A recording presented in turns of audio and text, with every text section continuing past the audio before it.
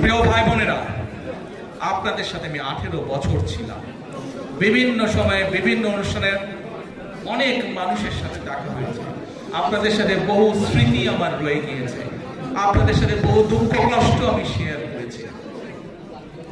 আপনারা বিভিন্ন সময় আমার বক্তব্যের শুরুতেই বলেছি, যুক্তরাজ্য সহ বিভিন্ন দেশের প্রবাসী, বিশেষ করে যারা জাতীয়তাবাদী বাংলাদেশি জাতীয়তাবাদী রাজনীতিতে বিশ্বাস করেন, আপনারা বহু মানুষ বিভিন্ন সময় আমার পরিবারের দলের বিপদের সময় আমাকে মানসিকভাবে সাহস দিয়েছেন, সহযোগিতা করেছেন, সমর্থন জুগিয়েছেন।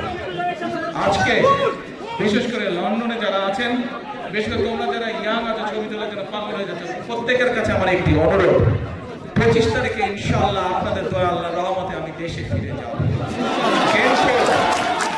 কিন্তু এখানে উপস্থিত, এই ঘরে উপস্থিত প্রত্যেকটি মানুষের কাছে আমার অনুরোধ, দয়া করে কেউ আপনারা এয়ারপোর্টে সেদিন যাবেন না।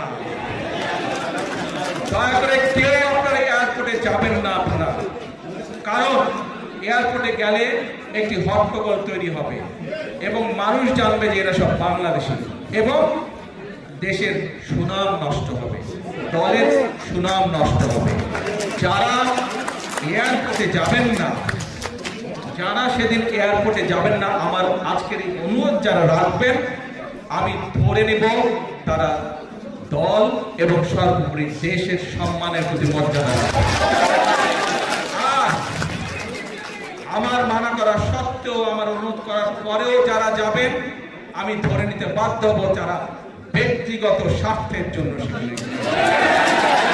কাজে আপনাদের কাছে বিনীত অনুরোধ রেখে আমার বক্তব্য শেষ করছি। সেই 1.5 মিনিটের ভিডিওটি দেখার অনুরোধ করছি। প্রিয় ভাই বোনেরা, সকলের কাছে দোয়া চেয়ে যাচ্ছি, আপনারা দয়া করে দোয়া করবেন, দেশনেত্রী খালেদা জিয়ার জন্য দোয়া করবেন। আপনাদের সামনে যে পরিকল্পনা তুলে ধরেছি, আল্লাহ যাতে আমাকে তৌফিক দেন, দেশ এবং দেশের মানুষের জন্য সেই কাজগুলো যাতে সম্পূর্ণ হবে। আল্লাহ হাফেজ। বাংলাদেশ জিন্দাবাদ, বাংলাদেশ জাতীয়তাবাদী দল জিন্দাবাদ।